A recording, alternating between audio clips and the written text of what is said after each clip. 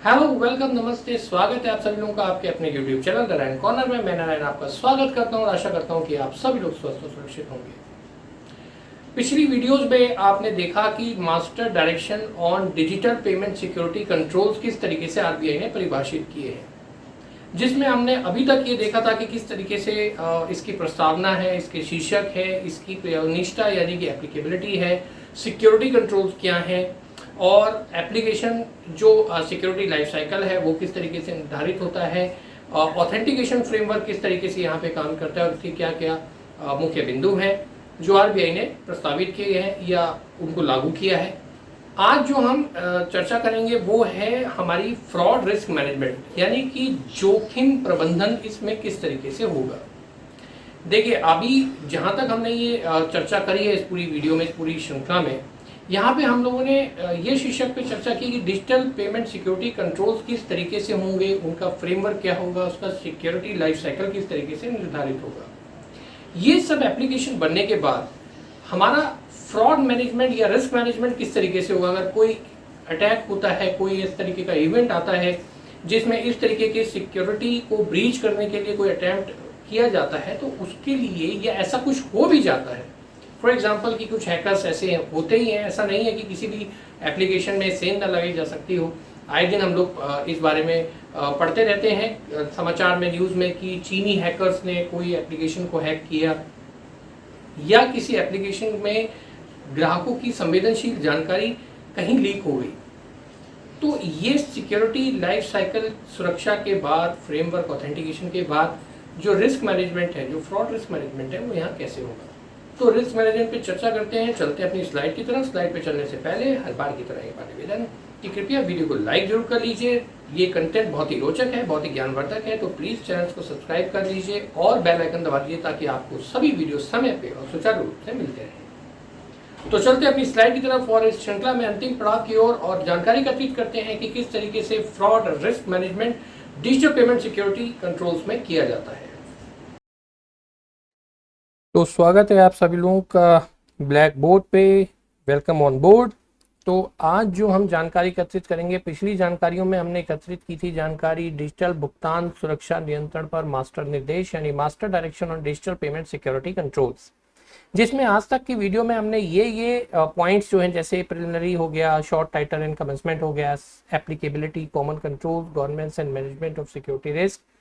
और इस तरीके के एप्लीकेशन। लास्ट वीडियो में हमने जो जानकारी एकत्रित करी थी वो थी ऑथेंटिकेशन फ्रेमवर्क की। आज जो हम जानकारी एकत्रित करेंगे, जो उसमें अंतिम चरण है, वो है जोखिम प्रबंधन, फ्रॉड रिस्क मैनेजमेंट। तो चलिए जानकारी एकत्रित करते हैं स्लाइड के जरिए कि इसमें मास्टर डायरेक्शन क्या क्या पॉइंट्स को कवर करती है। अब अभी तक की वीडियो में जो हमने पॉइंट्स कैप्चर किए थे, जो समझे थे, उसमें ये तो था कि एप्लीकेशन को सिक्योर कैसे किया जाएगा, ट्रांजैक्शन कैसे सिक्योर की जाएगी, लेकिन रिस्क मैनेजमेंट में, फ्रॉड एंड रिस्क मैनेजमेंट में बैंक और आरईज जो हैं, रेगुलेटरी एंटिटीज हैं, वो कुछ और आगे कदम बढ़ाकर कुछ चीज़ें एकत्रित करेंगी, जिसमें कि एक तरीके से detective configurations, identify of customer suspicious behaviour, जैसा कि मैं पहले भी आपसे इस विषय में चर्चा कर चुका हूँ कि अगर आपकी महीने की ट्रांजैक्शन का एक रिदम होता है, हर व्यक्ति का होता है, जो उसकी आय है, जो उसके खर्च हैं, उसी के हिसाब से वो खर्चा करता है, डिजिटल पेमेंट करता है। अब आप महीने में किसी भी मर्चेंट को 5,000 से ज़्यादा का अगर पिछले 2 साल से खर्चा नहीं किया, अचानक से आप किसी मर्चेंट को 1 लाख रुपए का अपने क्रेडिट कार्ड से खर्चा कर देंगे, तो ये बैंक के लिए अलर्ट मैकेनिज्म क्रिएट कर देगा। अब अगर आपने 2 साल से कोई भी ऐसा परचेज नहीं करी है डिजिटल माध्यम से जो कि 5,000 से ज़्यादा हो और अचानक आप अपने क्रेडिट कार्ड से 1 लाख के ट्रांजैक्शन करेंगे, तो वहाँ पे एक फ्रॉड भी हो सकता है, क्योंकि अमूमन बैंक इस तरीके का कस्टमर बिहेवियरल अपने सर्वर में रिकॉर्ड करते हैं और वहाँ पे वो एप्लीकेशन बैंक अधिकारियों को, आरईज को सूचित करेगी, अलर्ट करेगी कि इस तरीके की ट्रांजैक्शन फ्रॉडलेंट हो सकती है। तो एक ऐसा मैकेनिज्म जरूर बनाएगी आरईज। अब यहाँ पे जो फ्रॉड और रिस्क मैनेजमेंट है, जो यहाँ पे कस्टमर बिहेवियरल है, वो कई पैरामीटर्स पे चेक किया जाएगा, जैसे कि आपका डेली का कैश ट्रांजैक्शन आप कितना करते हैं, राइट। आप इलेक्ट्रॉनिक मोड से, जैसा कि मैं पहले भी बता चुका हूँ, फंड ट्रांसफ़र करना, कैश निकालना, आप एटीएम से कैश कितना निकालते हैं, पिछले 1 साल में आपने क्या आपका बिहेवियर रहा है कि आप कैश निकालते हैं एटीएम से, आप महीने में 20,000 रुपये निकालते हैं, कभी 1,000, कभी 1,500, ये आपका एक बिहेवियर हो गया। आप किसी दिन अगर आप 2.5 लाख रुपए की कैश निकालने की कोशिश करें, 40-40 हज़ार रुपए की, तो बैंक वहां पे फ्रॉड एंड रिस्क मैनेजमेंट को एक्टिवेट हो जाएगा कि आपकी ट्रांजैक्शन फ्रॉडुलेंट हो सकती है। ऐसा जरूरी नहीं कि वो फ्रॉडुलेंट हो, कभी जरूरत हो सकती है, लेकिन यस, इसमें खतरा ज़्यादा है कि हो सकता है आपका कार्ड किसी ने चोरी कर लिया हो, कुछ आपके साथ कुछ ऐसा हादसा हो गया हो जिसमें आपका कार्ड या आपका जो प्लास्टिक मनी है उस कार्ड की चीज़ें किसी ने फ्रॉडुलेंट तरीके से जब्त कर ली हो और वो फ्रॉडुलेंट ट्रांजैक्शन क्रिएट कर रहा हो। इसमें कुछ चीज़ें शामिल है, जैसे फंड ट्रांसफ़र करना। आप किसी के अकाउंट में आपने आज तक 50,000 तो करे नहीं, लेकिन अचानक से आप 50,000 की 3 ट्रांजैक्शन कर रहे हो तो वो भी फंड ट्रांसफ़र अलर्ट है। कैश विड्रॉल्स आपने, जैसे मैंने पहले भी बताया कि आप 500 रुपये से या 1000 रुपये से ज़्यादा कैश नहीं निकालते, आपने 40,000 रुपये का कैश विड्रॉल किया है, एक अलार्मिंग सिचुएशन है। या हो सकता है बैंक एटीएम वो निकालने से मना भी कर सकता है। ये कुछ तरीके की मैकेनिज्म है जो बैंक के एनबीएफसीज करती हैं। पेमेंट इलेक्ट्रॉनिक मोड से अगर आप कर रहे हैं, कि जैसे आप बिल का भुगतान कर रहे हैं या कोई आप पेमेंट किसी बिलर को दे रहे हैं, वो अचानक से 1 लाख या उससे ज़्यादा की होने लगे, तो वो भी अलर्टिंग है, क्योंकि आप कभी इस तरीके की ट्रांजेक्शन नहीं करते। या किसी ऐसे बेनिफिशरीज को आपने ऐड किया है जो कि मलिशियस एक्टिविटी में किसी दूसरे सर्वर से वहाँ पे अलर्ट आ रहा हो बैंक के पास और आप उसको पेमेंट ट्रांसफ़र कर रहे हैं, तो वो भी एक अलर्ट है। और बहुत जल्दी जल्दी, यानी कि आप एक दिन में 3 ट्रांजेक्शन या 4 ट्रांजेक्शन कर रहे हैं, आप एक दिन में अगर 3 ट्रांजेक्शन करते हैं और अचानक से वो 15 ट्रांजेक्शन में बदल जाए किसी दिन, तो वो बैंक के लिए अलर्ट सिचुएशन है। या फिर आपने कोई ऐसा कभी ना यूज़ करने वाला मोबाइल ऐप या इंटरनेट बैंकिंग कार्ड या कोई अगर इस तरीके का कभी यूज़ नहीं करता और एकदम से वो करने लगे और उससे तुरंत बहुत सारी ट्रांजेक्शन, जैसे कि आपने कभी पिछले आपने अकाउंट खुलवाया, लेकिन पिछले 1 साल में 8 महीने में आपने किसी तरीके की ट्रांजैक्शन डिजिटली नहीं करी, लेकिन जब आपने जैसे ही उसको एक्टिवेट किया, अगले 48 घंटों में आपने बहुत सारी ट्रांजैक्शन या कैश ट्रांसफर किया, दैट इज अलार्मिंग। अब यहाँ पे हाई रिस्क मर्चेंट कैटेगरी यानी एमसीसी भी होते हैं। एमसीसी कौन होते हैं? जैसे कि आपके ऐसी जगह पे जो मर्चेंट हैं, जो व्यापारी हैं, वो ऐसे पेमेंट कॉर्नर्स जो कि हाई रिस्क कैटेगरी में बैंक ने परिभाषित करे हुए, जहाँ से आपका डाटा भी लीक हो सकता है और वहाँ से हाई रिस्क ट्रांजैक्शन फ्रॉडुलेंट में बदल सकती है। अब आप किसी पेट्रोल पंप पे पेट्रोल डलवाएंगे तो ज़्यादा से ज़्यादा 5,000 या 8,000, 10,000। अब अगर आप किसी पेट्रोल पंप पे अपना कार्ड स्वाइप कर रहे हैं और वहाँ से 75,000 रुपये की ट्रांजैक्शन कर रहे हैं, तो वो एक बहुत बड़ी अलार्मिंग सिचुएशन है। तो ये एमसीसी पैरामीटर्स वहाँ पे एक्टिवेट होंगे और फ्रॉड एंड रिस्क कैटेगरी में आपकी ट्रांजैक्शन आ जाएगी, जिसकी बैंक पूरी तरीके से पड़ताल करेगा। अब यहाँ पे इनवैलिड सीवीवी डाल देना, पिन जो है वो कर देना, या कोई नया अकाउंट खुला है उसमें तुरंत से बहुत सारी एक्टिविटीज़ हो जाना, और आपका बिहेवियरल दिन में पेमेंट करने का है, रात जैसी हो, आपके रात के 9 बजे से लेकर के या रात के 1 बजे से लेकर के 3 बजे तक के बीच में बहुत सारी ट्रांजैक्शन होना,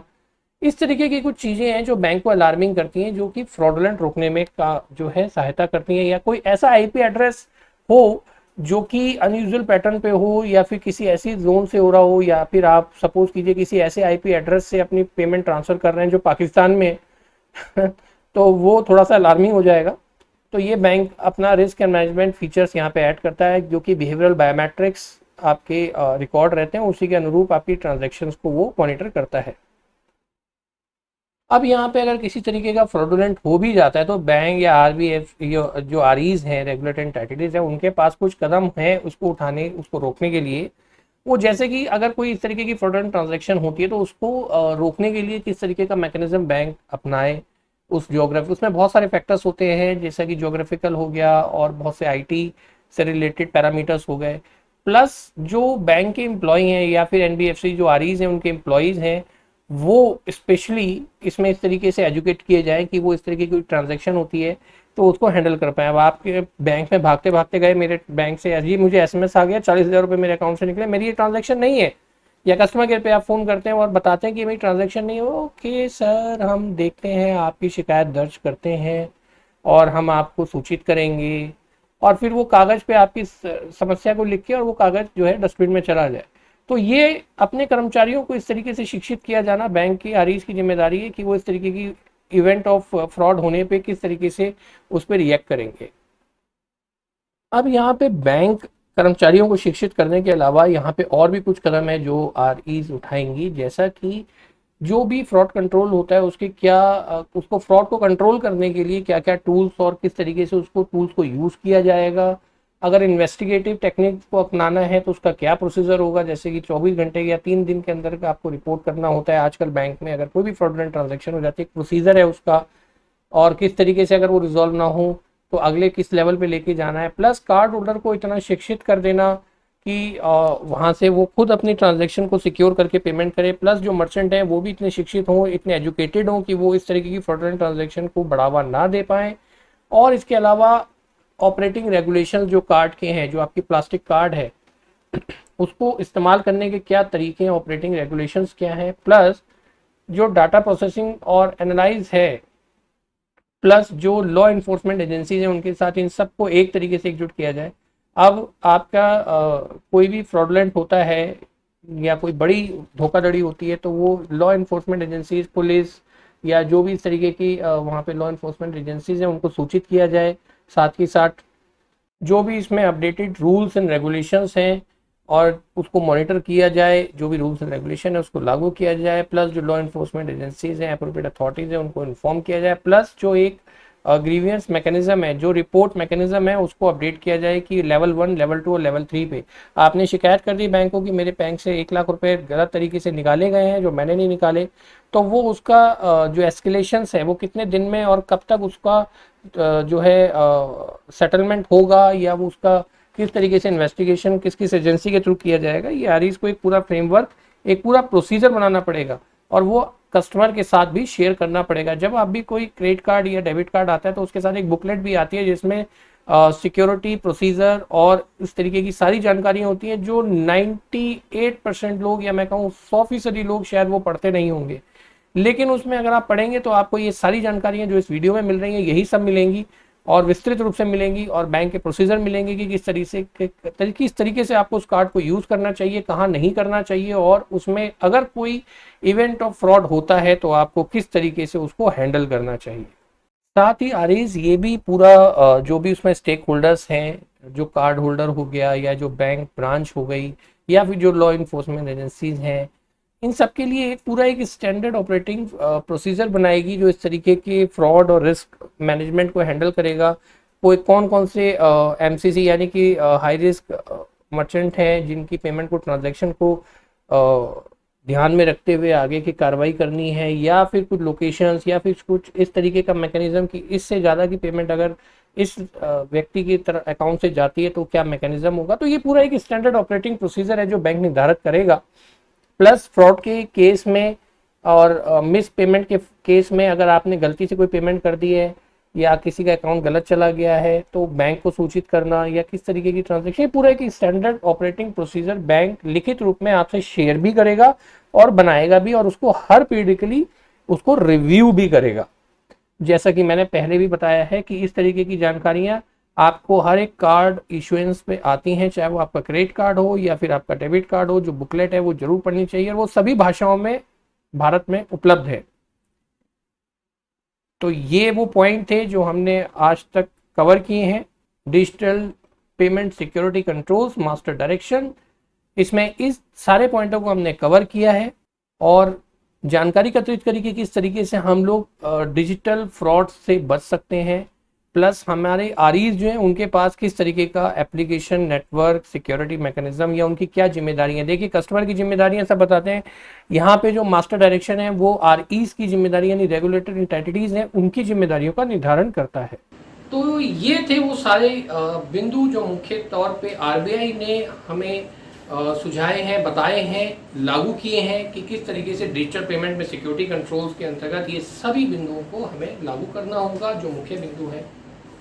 आशा करता हूँ कि ये विषय, ये पूरी श्रृंखला आपको पसंद आई होगी और इससे आपके ज्ञान का सृजन हुआ होगा। अगर इस पूरी श्रृंखला के किसी भी भाग में या किसी भी बिंदु पे आप और विस्तृत जानकारी चाहते हैं तो आप कमेंट बॉक्स में से पूछ सकते हैं, मैं आपको उस चीज़ की जानकारी देने की पूरी कोशिश करूँगा। डिजिटल पेमेंट सिक्योरिटी कंट्रोल्स की इस पूरी श्रृंखला में आपको किसी बिंदु पे अगर कोई और जानकारी चाहिए तो आप कमेंट बॉक्स में लिख सकते हैं, मैं उस पे जानकारी पे आपको पूरे सुझाव या अपनी तरफ से जो भी ज्ञान है उसमें देने की पूरी कोशिश करूँगा। आशा करता हूँ कि ये सारे पॉइंट्स, ये सारी ज्ञानवर्धक और रोचक बातें आपको पसंद आई होंगी। प्लीज़ वीडियो को लाइक कर लीजिए, चैनल को सब्सक्राइब करना मत भूलिए और बेल आइकन को दबा दीजिए ताकि आपको समय पर सारी जानकारियाँ मिलती रहेंगी। तो मिलते हैं अपने अगली श्रृंखला में, अगले पॉइंट पे, अगली ज्ञान की ओर। तब तक अपना ख्याल रखिए, सुरक्षित रहिए। जय हिंद।